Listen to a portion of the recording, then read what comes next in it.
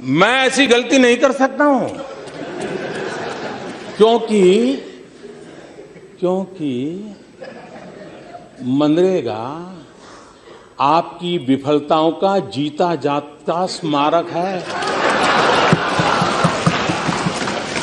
आजादी के 60 साल के बाद आपको लोगों को गड्ढे खोदने के लिए भेजना पड़ा।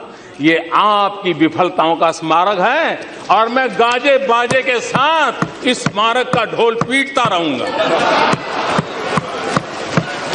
दुनिया को बताऊंगा कि ये गड्ढे तुम खोद रहे हो उन 60 साल के पापों का परिणाम है। इसलिए मेरी राजनीतिक सूझबूझ पर आप शक मत कीजिए।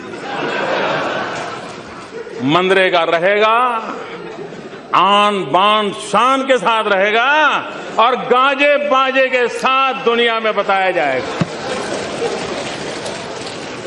हां, एक और बात जरूर होगी, क्योंकि मैं देश हित के लिए जीता हूं, देश हित के लिए जीना चाहता हूं और इसलिए इसमें से देश का अधिक भला कैसे हो, उन गरीबों का भला कैसे हो, उसमें जो कुछ भी आवश्यक जोड़ना पड़ेगा, निकालना तो कुछ नहीं है, आप चिंता मत कीजिए जी।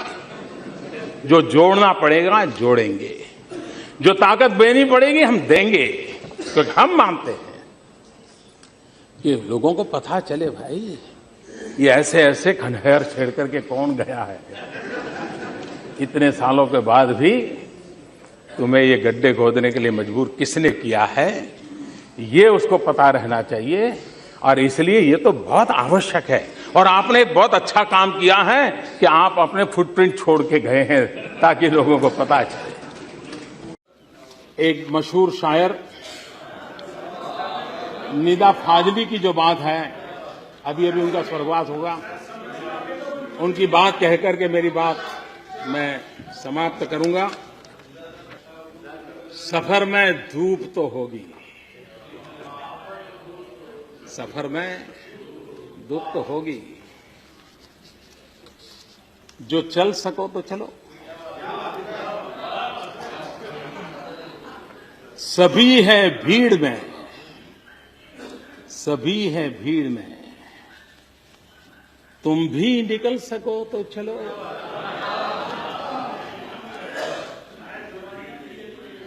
सफर में धूप तो होगी, जो चल सको तो चलो। सभी है भीड़ में, तुम भी निकल सको तो चलो। किसी के वास्ते, किसी के वास्ते राहें कहां बदलती है, किसी के वास्ते राहें कहां बदलती है। तुम अपने आप को खुद ही बदल सको तो चलो।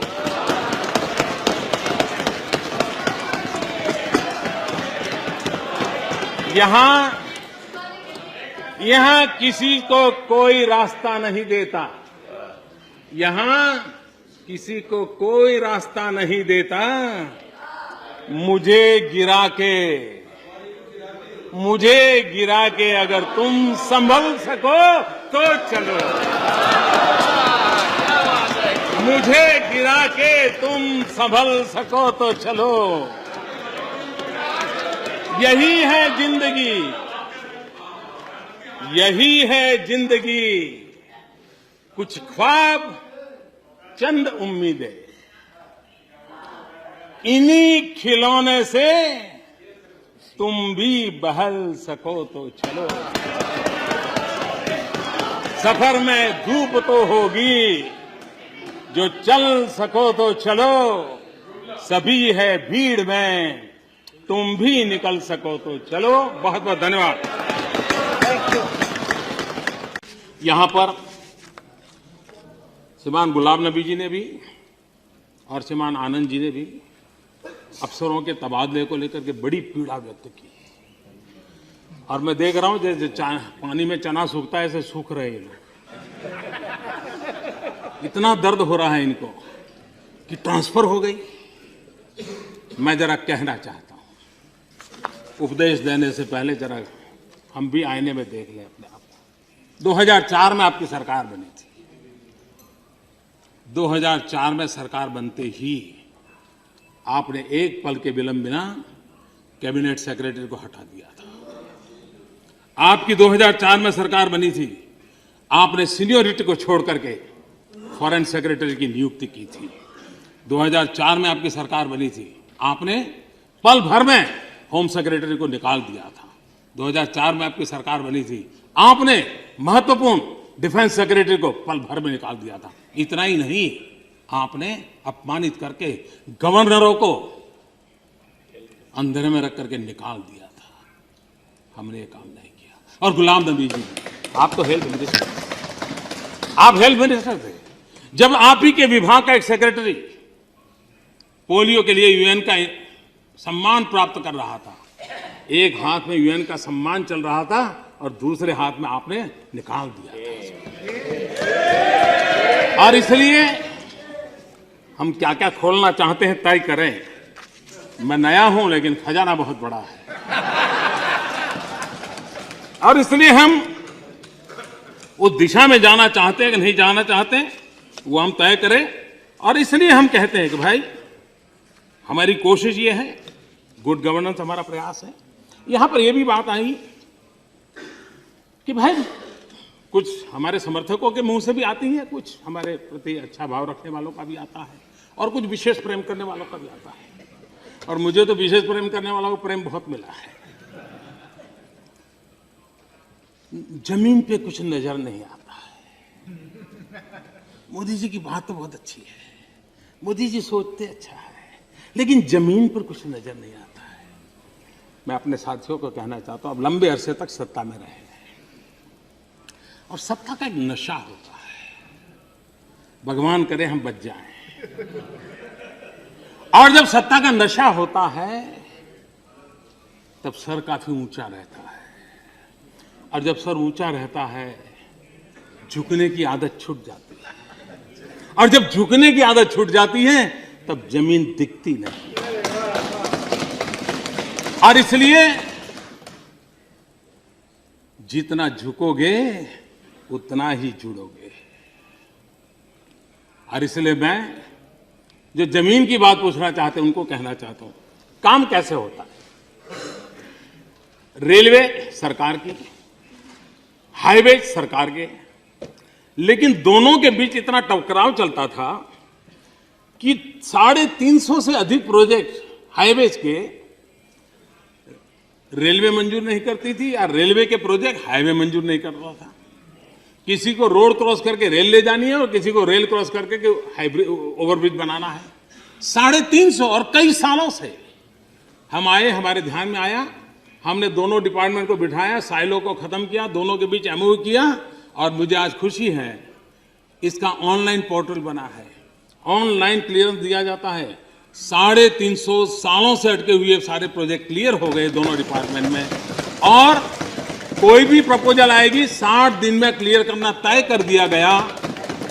60 दिन के भीतर जो काम अभी प्रोसेस में है, आज सिर्फ 22 प्रोजेक्ट हैं जो प्रोसेस में है। ये है गुड गवर्नेंस, ये है काम होना। आप देखिए, मैं जरा आपको हिसाब देता हूं जमीन पे क्या होता है। 2000 यूपीए के समय की मैं बात करता हूं, पर डे 7.4 किलोमीटर का हाईवे का अवार्ड होते थे, और 5.2 किलोमीटर पर डे अचीव होता था। हमारे 9 महीने का हिसाब दे रहा हूं जी, आनंद जी, हम पर डे 18 किलोमीटर का अवार्ड देते हैं, और अब तक का रिपोर्ट है 10.1 किलोमीटर पर डे हम अचीव करते हैं। डबल काम कैसे चलता है, सरकार नीचे जमीन पर कैसे दौड़ती है। Railway 2013-14 new line UPA 390 kilometre, new line 9 man NDA 2 410 kilometre, 2013-14 gauge conversion 585 kilometre, 9 महीने हमारे 700 किलोमीटर, यूपीए डबलिंग 675 किलोमीटर, हमारा 810 किलोमीटर। कहने का तात्पर्य ये है कि अगर हम जमीन के साथ जुड़ें तो जमीन पे क्या चल रहा है वो अपने आप पता चलने लग जाएगा।